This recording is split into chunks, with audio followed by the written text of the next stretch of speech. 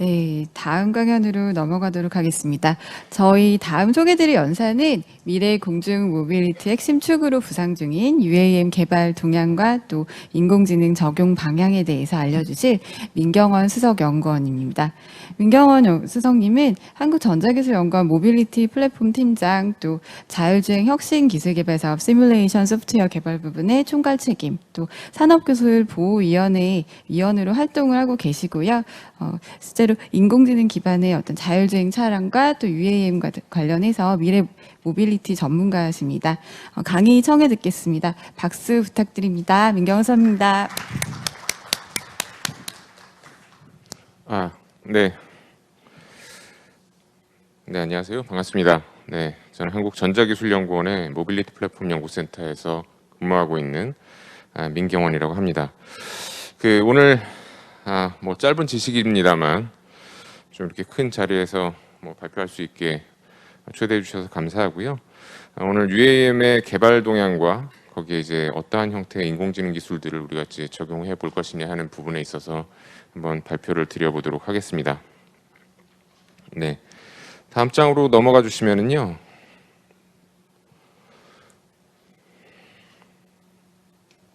네, 저희 오늘 발표는 보시는 바와 같이 UAM의 등장 배경, 그다음에 거기에 대한 요소와 시장 전망이라는 부분들에 집중해서 좀 말씀을 드리고, 향후에 이제 발전 방향이라든지 인공지능 적용 방안들에 대해서 설명을 드리면서 이제 마무리를 짓도록 하겠습니다.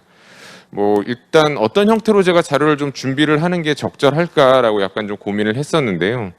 사실 시간 자체가 이제 30분 정도의 발표 시간입니다만, 어떻게 인공지능 기술 자체에 대한 어떤 뎁스 있는 설명보다는 사실 이제 UAM이라든지 기타 이런 모빌리티라는 측면에 있어서 왜 그러면 인공지능 기술이 필요하고 어떠한 시장적인 요구 또는 기술적인 요구에 의해서 우리가 어떤 형태의 인공지능 기술들을 이제 적용하는 형태로 가져갈 것이냐라는 부분들을 좀 이야기하는 것들이 좀 더 바람직하지 않을까 하는 생각이 들어서 깊이 있는 좀 이론적인 내용보다는 그런 동향과 적용 방안을 중심으로 해서 좀 말씀을 드리도록 하겠습니다. 다음 장으로 넘어가 주시겠습니까? 네. 최근 SK텔레콤 같은 경우에도 UAM을 이제 UAM 기체를 만들고 있는 조비라는 조비 에어라인과 얼라이언스를 맺으면서 통신사로서 UAM 시장에 이제 본격적으로 이제 진입을 하기 위해서 얼라이언스를 맺었고요. 또 이미 익히 알고 계시는 뉴스를 통해서 알고 계시는 바와 같이 현대기아자동차 그룹 같은 경우에도 직접적으로 UAM 시장에 진출하기 위한 하나의 이제 작업들을 진행을 하고 계시고요. 그거 외에 하나라든지 이런 대기업들이 다수들 이제 UAM 시장에 진출을 하기 위해서 노력들을 많이 하고 계십니다.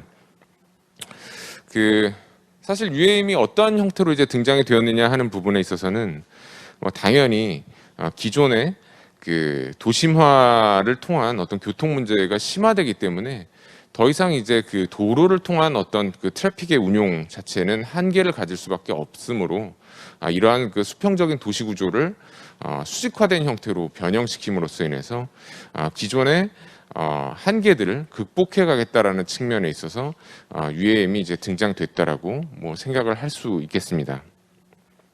이러한 인구의 증가와 도시교통의 수요 증가는 이러한 대기 오염이라든지 교통 소음, 교통 혼잡, 교통 사고에 대한 문제들을 이제 유발할 거기 때문에 UAM을 통해서 이제 수직화된 어떤 전환을 가져가게 되면 기존의 이제 패러다임에서 발생되는 어떤 문제들을 모두 극복할 것이다라고 이제 생각을 하기 때문에 UAM이 이제 등장되었다라고 봐주실 수 있을 것 같습니다.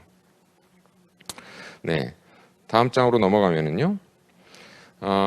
UAM의 기본적인 이제 구성 요소는 많은 분들은 알고 계시는 분들도 계시겠습니다만, 기본적으로 이제 UAM이라고 하는 컨셉은 도심 내에 어떤 회랑이라고 얘기하는 에어리얼 코리더를 이용을 해가지고 UAM 기체를 운용하는 컨셉들을 가지고 있고요.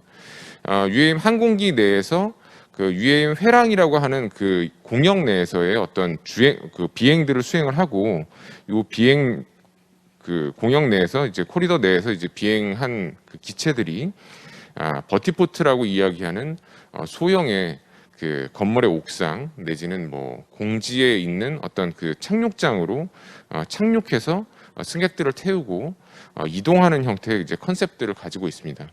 우측에 보시는 것들처럼 이러한 이제 그 항공기는 소위 말하는 이제 에어리얼 코리더를 통해서 이제 운영이 됩니다만 이것들을 운용하기 위해서 기본적으로 UAM 그 운영자와 그다음에 뭐 서비스 프로바이더라든지 어떤 그 뭐 데이터 서비스 서플라이어라든지 이런 형태들이 서로 이제 연관이 되어 있고 이런 것들을 하기 위한 어떤 기타 이해관계자로서 뭐 공공의 안전 담당이라든지 네트워크를 서포트하는 사람들, 그다음에 운항 정보를 지원하는 사람들과 같은 여러 가지 형태의 그 서비스 지원자들로 이제 구성이 되어 있다라고 보실 수 있겠습니다. 네, 다음으로 넘어가 주시면은요. 네, 이러한 그 UAM 기체들은 뭐 여러 가지 형태가 있습니다만 보시는 것들처럼 우리가 뭐 이항이라든지 이런 형태의 뭐 기체에서 많이 보는 거나 아니면 소위 말하는 이제 드론 형태의 어떤 기체들이 있고요. 가운데 보시는 것들처럼 뭐 프로폴션을 디커플링 하는 형태의 기체들, 그다음에 또는 틸트 로터 방식이라고 그래서 우리가 뭐 F-35B라든지 이런 것들처럼 그 착륙과 그 비행을 할 때 그 프로펠러의 어떤 구동 방향들을 이제 조절하는 형태의 그 세 가지 형태의 이제 기체 형태로 구분을 할 수가 있을 것이고요. 이런 기체들은 오른쪽에 보시는 것들처럼 어떤 거리를 어떠한 효율성으로 날아갈 수 있느냐에 따라서 각각의 이제 특성들을 갖는다고 볼 수 있겠습니다. 네. 이런 그 기체들은 대부분 그 우리가 이미 알고 있는 어떤 그 뭐 헬리콥터라든지 또는 이제 비행기들처럼 엔진 기반의 어떤 구동들을 가정을 하고 있는 것들은 아니고요. 뒤쪽에 이제 설명드리겠습니다만 소위 말하는 eVTOL이라고 얘기를 하는 그 모터 기반의 전기 기반의 이제 추진체들을 이제 가정한 형태에서의 어떤 기체들을 대부분의 업체들이 생각을 하고 있다라고 봐주시면 될 것 같습니다. 다음 페이지로 넘어가 주시고요. 그다음에 이런 기체들이 착륙하기 위한 어떤 이제 공간들을 우리가 소위 말하는 이제 버티포트라고 이야기를 하고요. 보시는 것들처럼 그 건물의 옥상 또는 이제 헬리포트라고 네. 나가서 발표를 할까요? 네. 네, 헬리포트라고 얘기하는 여태까지의 어떤 그런 이제 착륙 지점들을 중심으로 해서 버티포트라는 형태로 이제 그 착륙장들이 구성이 되고요. 뭐 우버의 컨셉들을 본다라고 하면 이렇게 뭐 고속도로 위쪽에 또는 그 기차역이라든지 뭐 파킹 게러지 위에 어떤 이러한 착륙장들을 이제 구성하는 컨셉들을 이제 생각들을 하고 있습니다. 그래서 뭐 시장은 지금 보시는 바와 같이 2023년 부터 이제 크게 증가하기 시작해서 2030년 이후에 6,000 밀리언까지 이제 증가를 하고 그 시장에 대한 어떤 증가율조차도 33.9% 이상으로 지속적으로 증가를 할 거라고 다수의 업체들이 이야기들을 하고 있습니다. 여기 얘기한 스트래티직 인텔리전스라는 업체뿐만 아니라 뒤쪽에 보시는 바와 같이 2019년에서 20년 사이에 발표를 했던 대부분의 업체들이 30%에서 20% 후반대의 어떤 그 시장 경쟁 성장률을 가지고 이제 지속적으로 UAM 시장들이 이제 증가를 할 것이다라고 많이 말씀들을 하셨는데요. 물론 이제 최근 들어서 코비드가 일어난 이후에 약간의 그 성장세에 대한 부분들은 20% 중반 내지는 10% 후반대까지도 10% 중반대 내지는 초반대까지도 좀 낮춰서 보시는 기관들도 있습니다만 전체적인 UAM 쪽의 시장들은 지속적으로 이제 2030년 때까지 증가를 하고 그 이후에도 이제 2030년대 후반에 계속적으로 이제 증가를 할 것이다라고 이야기들을 많이 하고 계십니다. 이런 시장의 증가를 이끌어내기 위해서 이제 어떤 것들이 필요할 것이냐 하는 것들에 대해서 잠깐 말씀을 드리려고 하는데요. 일단 기본적으로 우리가 이제 UAM의 어떤 그 발전에 대한 계획들은 전체적인 자율주행차의 레벨 증가라는 그 방향과 거의 이제 유사하다라고 보실 수가 있습니다. 그래서 비행체는 초기에 이제 유인 비행사가 탑재한 형태에서 중계에 이제 원격 조정을 통해서 자율비행 형태로 이제 이동을 할 거다라고 생각을 하고 있고요. 그래서 이건 이제 초기의 레벨 0나 레벨 1 자율주행 자동차가 레벨 4, 5 형태로 이제 증가하는 것과 이제 유사하다고 보실 수 있을 것이고요. 이것들을 하기 위한 이제 트래픽 관리 같은 경우에도 궁극적으로 이제 완전 자동화, 그다음에 비행체가 이제 자율 비행을 함에 따라서 당연히 이제 항법 방식들도 기존의 단순한 GNSS 방식을 이용을 하던 방식에서 이제 복합 상대항법들을 이용한 이제 복합적인 방법들을 이용하는 형태로 이제 기술적인 발전들이 이루어질 것이다라고 이야기들을 하고 있습니다. 그러면 이러한 시장적인 이제 성공, 그다음에 기술적인 이제 발전 방향들을 이루어내기 위해서 우리가 꼭 좀 달성을 해야 되는 어떤 몇 가지 팩터들을 고려를 할 필요가 있는데요. 그 중에 하나, 보통 이제 뭐 기관들에서 얘기하는 한 6가지의 팩터들이 있습니다만, 생각을 해보면 어떤 이제 전기 추진 방식으로 기존의 어떤 이산화탄소라든지 뭐 이런 부분들에 대한 저감에 대해서 기여를 해야 될 것이고, 그 다음에 끊임없는 서비스들을 주행을 하기 위해서 이제 5G 내지는 뭐 그 위성 기반의 어떤 네트워크 연결들이 심리스하게 이어져야 될 것이고, 그 다음에 복잡한 도심 구간 내에서 주행이 돼야 되기 때문에 트래픽 매니지먼트에 대한 기술들이 잘 따라와 줘야 된다는 것들이고요. 그 다음에 어떤 세이프티와 서티피케이션에 대한 이슈들이 있을 수가 있겠습니다. 왜냐하면 그 기존에 어떤 그 고고도에서의 운항을 하던 저밀도의 비행체와는 달리 도심 구간 내에서 고밀도의 코리더 내에서 이제 주행하는 비행체들이기 때문에 어떤 세이프티에 대한 페일러들이 발생을 해서 크리티컬한 이슈들이 발생이 된다라고 하면 그런 것들은 이제 도심 내에서의 어떤 커다란 물적, 인적인 이제 사고들을 유발을 할 수 있기 때문에 세이프티와 서티피케이션에 대한 이슈들이 되게 중요할 것이고요. 이러한 것들을 이루어내기 위해서 또는 이러한 4개의 사항들을 이루어내기 위해서 일단 그거보다 가장 중요한 것으로 제가 바라보고 있는 것들은 어떤 프라이싱에 대한 부분입니다. 당연하게도 비행체들이 다수가 운행이 됐을 때 이러한 이산화탄소 발생에 대한 문제, 서비스에 대한 문제, 트래픽 매니지먼트에 대한 문제, 안전에 대한 문제들이 발생이 되는 것이지 이러한 이슈들이 발생이 되지 않는 상황에서, 그러니까 트래픽들이라든지 운행체들이 많이 생기지 않는 상황에서 이러한 것들을 이제 고민하는 것들은 사실 이제 커다란 의미는 없다라고 보여지고요. 가장 이러한 그 비행체들을 잘 운행을 하기 위해서는 경쟁력 있는 가격과 사회적인 어떤 억셉턴스에 대한 이슈들이 되게 중요하다고 볼 수 있는데, 가격에 대한 측면에서 보통 이제 우리들이 또는 이제 마케팅 업체들이 이야기하는 것들은 서울역에서 인천공항을 갈 때 택시 기준으로 해서 한 40에서 50불 정도 수준의 추가 비용들을 감당하는 수준에서 프라이싱이 이루어져야만 적절한 서비스가 이루어질 수 있다라고 이제 이야기를 하고 있고요. 이에 더불어서 아까 말씀드린 일단 안전에 대한 문제, 뭐 어떤 노이즈에 대한 문제라든지 프라이버시에 대한 문제 같은 것들이 같이 해결되어야만 사회적인 억셉턴스를 통해서 최근에 있었던 어떤 그 여러 가지 택시 서비스에 대해서의 어떤 이슈들과 같은 그런 문제들을 좀 극복하면서 사회에 정착을 할 수 있을 것이다라고 생각을 할 수 있습니다. 네, 그래서 이제 많은 업체들이 뭐 우버라든지 다른 업체들이 여러 가지 이제 그 운임에 대한 이슈들을 이제 고려를 하는데, 대부분 보시게 되면 그 한 퍼슨당, 한 그 탑승자당 뭐 3불 내지는 뭐 킬로미터당 1.55불 정도의 비용들을 지불을 해야만 이런 것들이 실제적으로 유효한 형태의 서비스로 이제 적용이 될 수 있다라고 이야기들을 하고 있습니다. 즉 이런 이야기들은 뭐냐면 기본적으로 이제 기체에 대한 가격들도 대량 양산을 통해서 이제 그 경쟁력 있게 가져가야 되지만, 기본적으로 이로 인해서 발생되는 이제 파일럿에 대한 비용이라든지 이런 것들도 기존에 고도의 훈련 비용이 소요되는 것들 대비해서 상당한 이제 자동화를 이용을 해서 낮은 수준으로 그 운용을 하거나 또는 완전 자동 운항 형태로 이제 적용이 되어야만 그 비용을 이제 감당할 수 있다라는 이야기들을 하고 있는 것들이고요. 또한 마찬가지로 그 운행되는 트래픽 자체도 상당히 이제 고밀도로 쉬지 않고 운행이 될 수 있는 운행 그 조건들을 가져야만 실제적으로 아까 말씀드린 그런 유용한 경쟁력 있는 가격 단위를 이제 구성을 할 수 있다라고 이야기들을 하고 있습니다.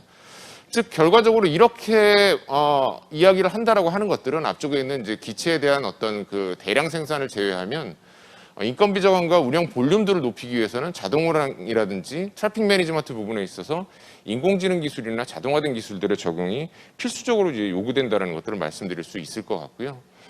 실제적으로도 이제 운행되는 상황 속에서 이제 바라보게 된다라고 하면 실제적으로 이제 그 이륙을 한 상황에서 도심 구간들을 통과를 하는 과정에 어떤 그 객체들이라든지 어보이던스를 수행을 해야 될 것이고요. 물론 대부분의 현재 뭐 그 ADS-B라든지 이런 형태의 그 레인징 어떤 그 툴들을 이용을 해서 기체 간의 어떤 충돌 방지들을 수행을 하고는 있습니다만, 그거 외에 버드 스트라이크라든지 어떤 ADS-B 장비들이 이제 고장나 있는 이런 기체들과의 어떤 그 근접 운행에서의 회피 기동들을 위해서는 당연히 보시는 것과 같은 그 어떤 프레딕션이라든지 디텍션과 관련된 인공지능 기술들이 필요할 것이고, 그거 외에 항로들을 이동하는 과정에서 이제 최종적으로 어떤 착륙을 하거나 또는 그 지정된 버트포트가 아닌 이제 다른 지역에 착륙을 하는 상황에서는 현지의 지형이라든지 마커들을 이용해서 안정적으로 착륙을 할 수 있는 이러한 이제 인공지능 기술들이 당연히 같이 이제 필요하다라고 말씀을 드릴 수 있겠습니다. 네, 뭐 시간 관계상 뭐 요거에 대한 이제 뭐 설명들은 간단하게 뒤쪽에 이제 비디오는 좀 스킵을 하고 말씀을 드리고요. 그래서 이러한 관련된 이제 기술에 대한 어떤 연구들이 국내에서도 이런 형태로 뭐 GA급 무인기를 이용을 해서 ADS-B가 미장착된 어떤 항공기를 탐지하고 회피하는 형태의 어떤 연구들은 수행이 된 적들이 있었고요. 저희가 이제 뭐 항우연과 이제 공동으로 이제 같이 좀 진행을 했었고, 뒤쪽에 이제 비디오로 잠시 뭐 있는 것들은 이렇게 상대기가 ADS-B를 이제 장착하지 않은 상태에서 카메라를 통해서 이제 검지되는 레인징을 탐지를 해서 이제 회피 기동들을 하는 비디오입니다만, 예, 이건 이제 시간 관계상 넘어가도록 하겠습니다. 나와버리네요. 네. 그래서 여기 조그맣게 지금 보시는 게 그 저희가 한 10도 정도의 카메라로 원거리에서 2메가급으로 이제 디텍트한 카메라에서 이제 검지된 기체들이고요. 4개의 이제 항공기 카메라를 이용해서 날개 장착된 카메라를 이용해서 이제 측면으로 이동해 가는 것들을 이제 회피하기 때문에 점점 이제 측면 쪽으로 이제 기체가 빠져나가는 뭐 그런 그림들을 좀 보실 수가 있습니다. 네, 좀 마지막으로 왔는데요. 그래서 그렇다라고 하면 이러한 형태의 어떤 우리 인공지능들을 적용을 하기 위해서 어떠한 기술들이 필요할까?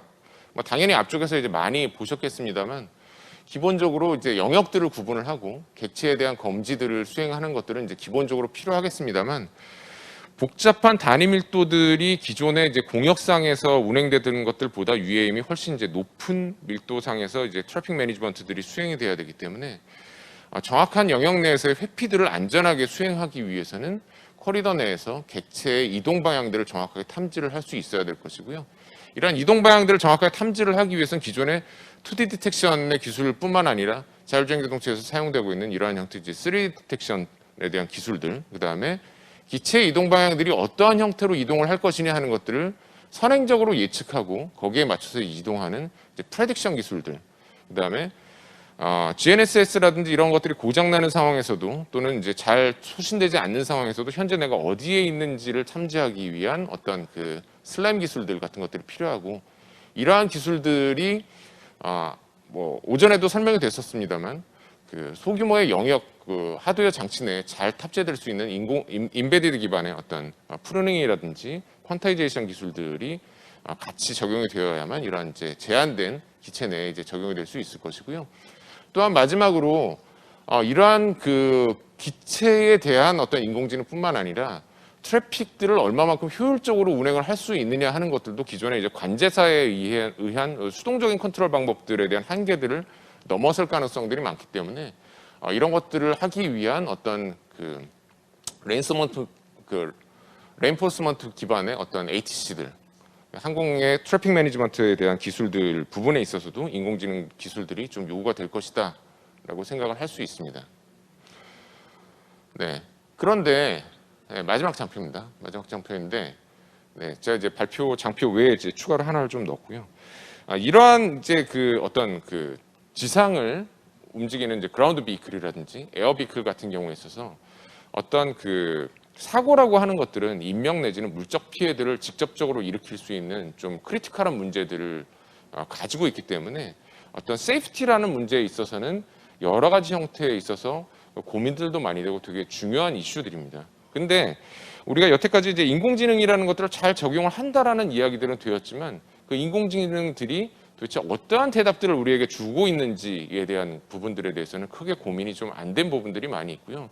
왜냐하면 당연히 여태까지 우리가 인공지능 네트워크라는 것들을 만들고 학습을 시켰을 때 출력되는 것들은 이런 것들이 뭐 자동차다, 비행기다라고 하면 그 값이 얼마다라고만 이야기를 했지, 도대체 왜 어떠한 이유로 인해서 인공지능들이 이러한 값들을 내어줬는지, 차라고 인식했는지 비행기라고 인식했는지 UAM이라고 인식했는지에 대해서는 관심을 갖지 않은 경우들이 많이 있었습니다. 또는 이런 결과들을 내보내기 위해서 무작위적인 데이터들을 대량으로 집어넣어서 학습을 시켜야 된다라고 이야기하는 경우가 많았었습니다만, 이러한 크리티컬한 문제들을 해결하기 위해서는 궁극적으로는 이러한 차량을 인식했을 때 도대체 어떠한 이유로 인해서 이러한 그 결과들을 내보내게 되었는지 하는 그 익스플레이너블한 모델들을 중간에 삽입함으로써 이 트레이닝의 과정 또는 어떤 디텍션의 과정에서 어떠한 그 파라미터들이 적용되고 어떠한 상황으로 흘러갔다라는 것들을 정확하게 이해하는 어떤 모델에 대한 어떤 기존의 방식을 좀 전환하는 형태의 XI, 그러니까 Explainable AI에 대한 기법들에 대한 적용이 이러한 그 비클 측면에 있어서는 상당히 좀 중요한 이슈이기 때문에 이후에 우리가 어떤 트렌드를 고려를 할 때 이런 부분들을 꼭 빠지지 말고 좀 생각을 해야 될 것 같다라는 말씀을 드리면서 오늘 좀 발표를 마치도록 하겠습니다. 네, 그래서 결론적으로 말씀드리면 도시화에 따라서 뭐 교통 문제가 심화되기 때문에 이것을 위해서 이제 UAM이라는 것들이 이제 적용이 당연히 될 것인데, 이런 것들이 경쟁력 있는 어떤 산업 구조의 형상으로서 사회에 적용되기 위해서는 인공지능 기술이 반드시 필요하게 되는 것이고요. 이러한 인공지능 기술들을 적용하기 위해서 어떠한 기술들이 필요한가라는 것들을 잠깐 설명드렸습니다만, 그보다도 이러한 인공지능 기술들을 적용한 어떤 장치나 소프트웨어들이 사회적인 시스템 내에서 안정적으로 구동하기 위해서는 우리는 그것들이 어떠한 이유로 인해서 그러한 대답들을 주고 그러한 문제점들을 유발했는지를 알아낼 수 있는 그런 익스플레이너블한 어떤 그 구조적인 모델들을 같이 고려를 해야 된다, 또는 그 부분이 되게 중요하다라는 것들을 말씀드리면서 오늘 발표를 마치도록 하겠습니다. 감사합니다.